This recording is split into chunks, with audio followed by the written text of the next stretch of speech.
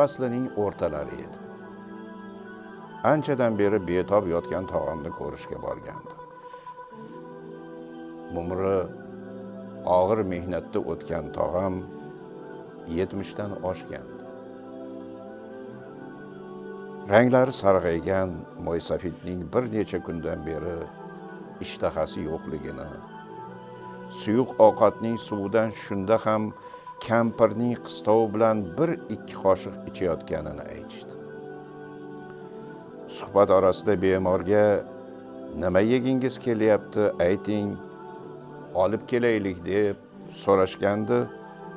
Otaxon uzoq jim turib, hozir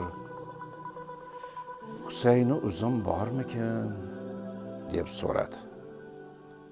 Shunda o'g'li o'ylab ham o'tirmay, hozir uzumning necha pulligini bilasizmi o'zi desa bo'ladimi? Otaxon, ha aytdim qo'ydimda bolam. Odam qarisa bolaga o'xshab qolarkanda dedi. Men o'zimni zo'rg'a ushlab turdim. Tog'amni o'g'liga tarsaki tushirmaydi. Ertasiga yana xabar olishni, uzum olib kelishni niyat qildim. Ammo bu suskashligim bir umrlik armonga sabab bo'ldi. Ertasiga tongda tog'am uzildilar. Bir hafta o'tib, o'g'il elga dasturxon yozib qo'y so'yib ehson qildi. Onamning qistovlari bilan majburan marakaga bordi. Xizmat qilib, choy tashib yurib, dasturxondagi noz ne'matlar orasida oltindek Husayni uzumni ko'rib, ko'z oldimga bir hafta oldingi manzara keldi. Tomog'imga nimadir tiqildi. Ko'chaga chiqib ketdim. Axir tog'am bolalarni boqaman deb issiq sovuq demay og'ir mehnatda sog'lig'ini yo'qotgandik. Ota tirikligida ravo ko'rmagan ozgina narsani o'g'il endi elni oldiga sochib o'tirishini nima keragi bor edi?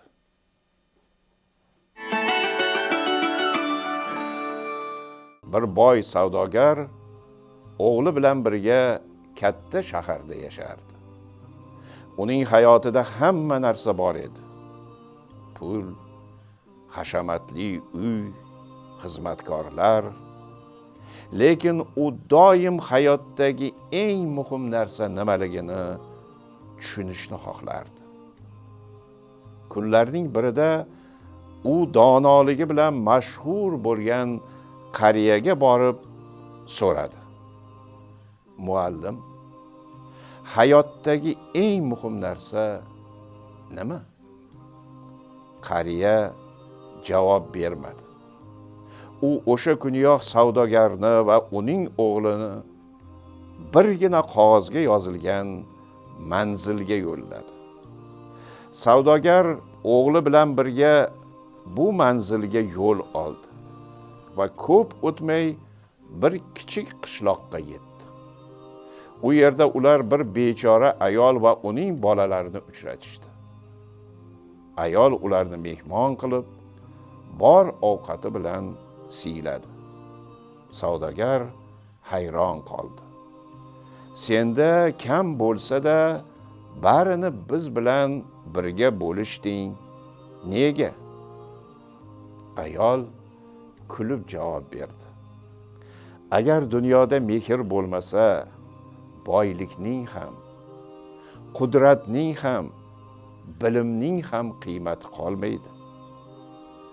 Savdogar va uning o'g'li bu so'zlarni eslab qoldi. Ular qaytib borganda qariya ularni kutardi va so'radi. Hayotdagi eng muhim narsani topdilaring? Savdogar o'g'liga qarab tabassum qildi. Ha ustoz, topdik. Bu mehr. Qariya boshini qisqacha qimirlatdi va shunday dedi. bilishning o'zi kam. Uni anglash va amal qilish muhim.